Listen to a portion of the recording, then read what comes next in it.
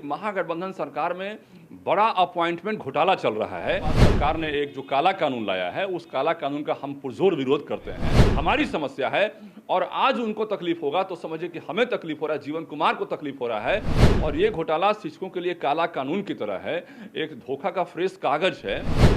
प्रत्याशी नहीं बल्कि अपने संघर्ष का साथी चुन रहे थे, तो मैं उनके साथ खड़ा हूँ।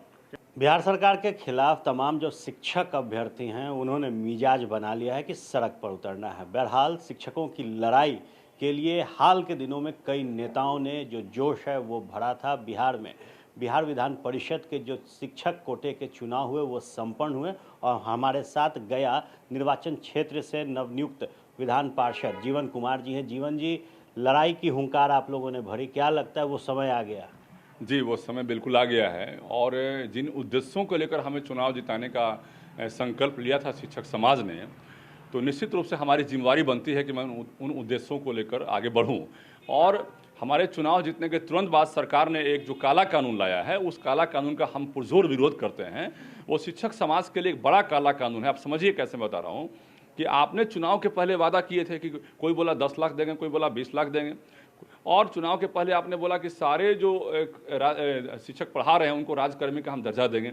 अब जब राजकर्मी का दर्जा देने की बात आई तो आप एक नया कानून ला रहे हैं कि फिर से एग्जाम दीजिए। मैं आपसे बताना चाहता हूं कि जो 15 साल से शिक्षक हमारे पढ़ा रहे हैं, 17 साल से पढ़ा रहे हैं, लंबे समय तक पढ़ाते रहे हैं, अब वो नए लड़के के साथ बैठ के एग्जाम देंगे तो कैसा लगेगा आप सोचिए। तो ये गलत बात है।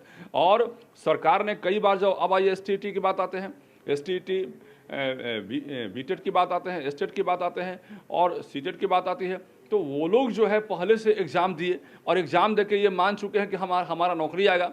सिर्फ अब सरकार को वैकेंसी बताना है कि यहाँ पर ये वैकेंसी है, आप यहाँ जाइए।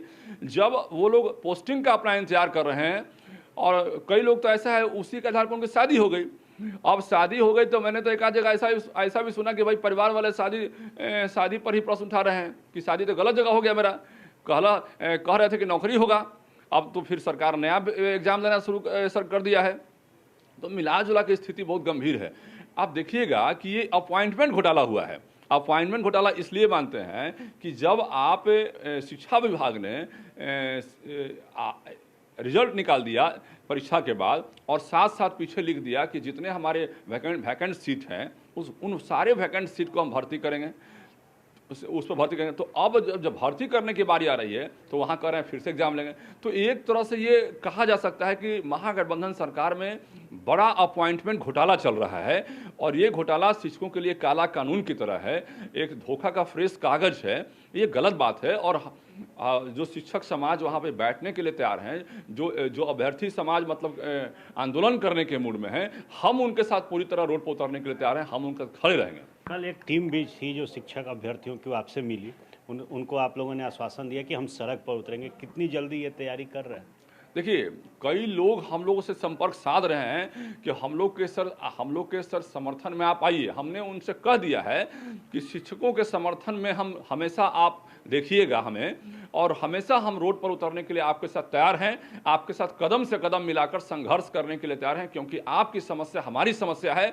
और चाहे स्टेट के अभ्यर्थी हों, बीटेट के अभ्यर्थी हों, सीटेट के अभ्यर्थी हों, कोई अभ्यर्थी हो, उनकी जो समस्या है वो मेरी समस्या है। नियोजित शिक्षकों की समस्या है, वित्त रहित कॉलेज के शिक्षकों की समस्या है, संस्कृत के समस्या है जो शिक्षक हैं वहाँ पे, चाहे अतिथि शिक्षक की जो समस्या है, सारी की सारी समस्याएं हमारी समस्या है। और आज उनको तकलीफ होगा तो समझिए कि हमें तकलीफ हो रहा है, जीवन कुमार को तकलीफ हो रहा है। इसलिए मैं उनके साथ कदम से कदम मिलाकर खड़ा हूं और हर वक्त उनके साथ खड़ा रहूंगा। एक संघर्ष के लिए मैं खड़ा हूं और संघर्ष के साथ उन्होंने हमें संघर्ष का साथी चुना है। आप देखे होंगे कि पहली बार गया शिक्षक निर्वाचन के इतिहास में ऐसा हुआ है कि सभी बूथों पर हमें लीड मिला है। इसका कारण एक है कि वो इस बार निर्वाचन में प्रत्याशी नहीं बल्कि अपने संघर्ष का साथी चुन रहे थे, तो मैं उनके साथ खड़ा हूँ। एक सवाल है कि जिस तरीके का चुनावी रण गया में रहा, शानदार जीत आपने दर्ज की, आपके समाज द्वारा भी आपको सम्मानित किया गया।